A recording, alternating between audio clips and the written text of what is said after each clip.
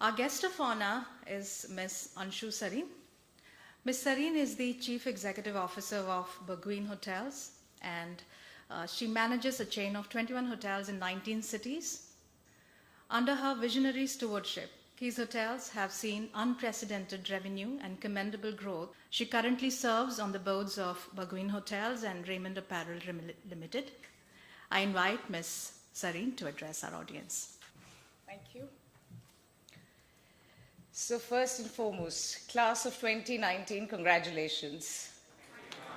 It is an honor to speak to you today, a day which is of new beginnings for all of you. So congratulations once again to all of you. I think at this very moment, you must be all very excited, also anxious, little tentative, also very determined, enthused with life, and what are we going to do? Must be thinking, what is life going to throw at you? What path to take? Should I go to food and beverage? Should I do accommodation? Should I even stick with hotels or just get out of it? So let me help you here. Whatever your dream is today, it will change. In all probability, it will change. No matter what you want to do and how sure you are that this is what I'm going to do, I am going to be that chef. 10 years from now, there is a probability that you will be the exact opposite of it. And you know what? It's okay. So when I was doing my on-the-job training, which is in the second year of hotel management school, anyone would have crossed paths and would have said to me that, oh my God, here is a chef in making. You know, I even did an extra 6 months training in the Chinese kitchen at the Taj Mahal Hotel, no lesser. It's a great Chinese restaurant there. I spent an additional 6 months there training. And hell no, I'm not a chef. At best, I'm a very unsuccessful weekend chef, but that's what I am. So, change will happen. So go ahead and embrace every single emotion that you're feeling today. But feel that moment. Experience that moment with both happiness as well as gratitude. Importantly, let's take a step and first thank our friends and faculty, our family most importantly, without whom you possibly would not be here. So, a round of applause for them.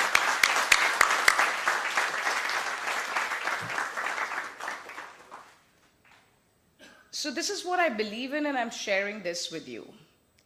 Let courage, kindness, and grace be your companion forever.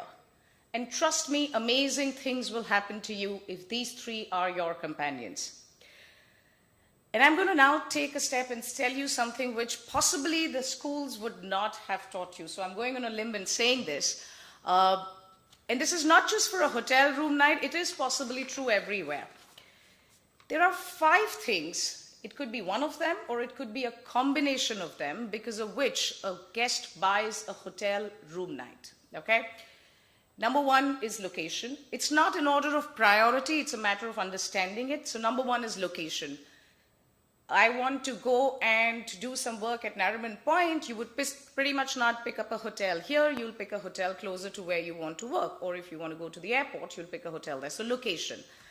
Number 2 is price, right? So if it fits in my budget, and typically all of us hoteliers would never like to sell on basis of price, right? The third is reach. Reach is what is called distribution. How accessible are we? Are we available for sale everywhere? So that's reach, okay? So it's location, price, reach. The fourth is referral. Who refers you? How well are you known? What do people talk of you? So in my generation, at least, we used to believe what friends and family would tell us more than what strangers would tell. You are from a generation where you believe strangers more than you possibly believe your friends and family. You will order from that restaurant on Zomato where strangers have written some things about you, but we didn't belong to that generation. So you actually understand the importance of referrals a lot more than many of us possibly. The last is your brand equity, and brand equity is a sum and substance of everything, your hard product as well as what's your soft product. They combine together and they define what is called really the brand equity. Now you are that soft product. You are that link. You are actually that reason as why people put that thumbs up on the influencer channels. You are the one because of which the guests stay loyal to a brand. You are the one who will create these memories, and memories are extremely, extremely powerful. There is going to be a reason why tomorrow, well, not tomorrow technically, but years from now, you will come back with your kids and possibly come to that auntie who sells vada pav or that Yevala tea stand outside where you possibly take your tea breaks. And that is the power of memories. That is why memories are so important. So leaders of tomorrow, strive to create fabulous memories. Memories for yourselves, memories for your friends, memories for your peers, and memories for your guests. Because it is memories that brings people back to you again and again and again. Get inspired by others. Have an amazing set of mentors. I truly believe in mentorship, and have an amazing set of mentors who help you become the better version of yourself. Be true to yourself, and importantly, live your own life. Don't live someone else's life. So get inspired, have role models, have great mentors, but just stay true to yourself. Your life is yours. Live it yourself. You know, there are kind, courageous, rational, important, silly, very spontaneous, very irrational things that you will do in life. Trust me, I do many of the latter that I have just said. But all of these different moments shape you, and they define who you eventually become. Please do them all and do them your way. It is most fascinating and most satisfying. I am not a cookie cutter hotel model. As I was telling Ms. Paul earlier, one of these days I will drape a sari and look like that perfect hotelier, but today I don't. And I'm not apologetic about it. So be yourself and live your life the way you would want to live it.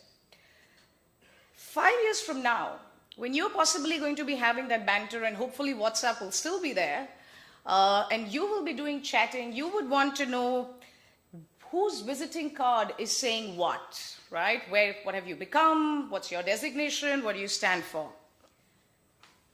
Don't judge. And importantly, don't compare. Because that visiting card is a perishable commodity. You are a lot more than what your visiting card will always and anytime say to you. So don't compare and don't judge. Because trust me, 20 years from then, you will reminisce the memories. You will reminisce the time that you look so young and so much nicer than you are today, 20 years hence. So do not compare, do not judge.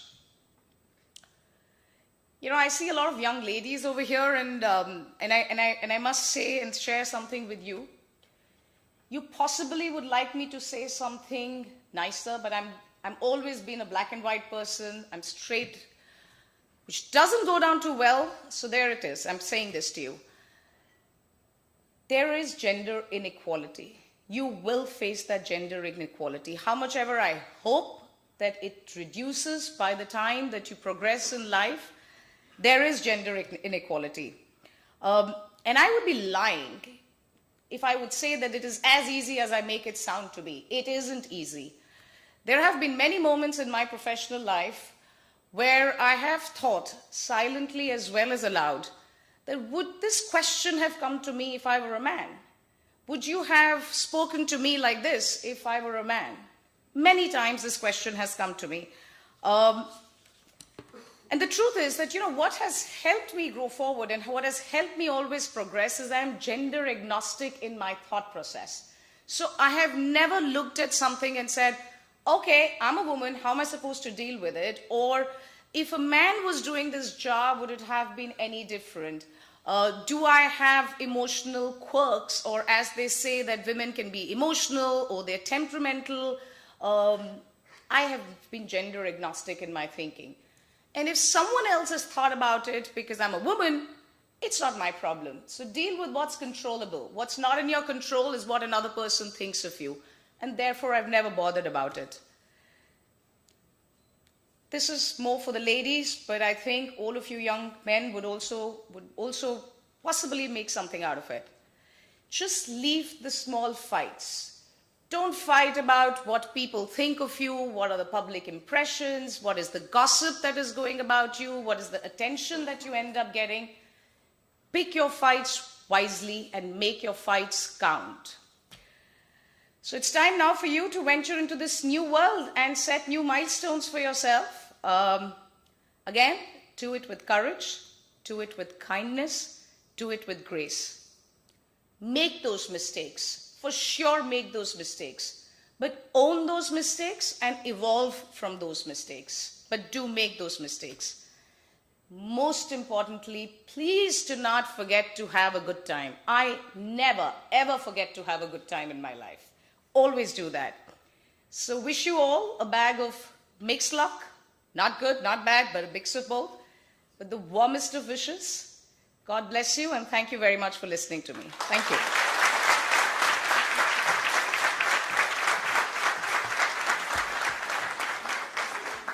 Wow, that was really powerful. I always wanted to listen to her speak, and this is I've in fact seen you on many forums, ma'am, and I'm sure all of us, especially the students, the graduating batch, will take a lot of things from the advice that you have for them.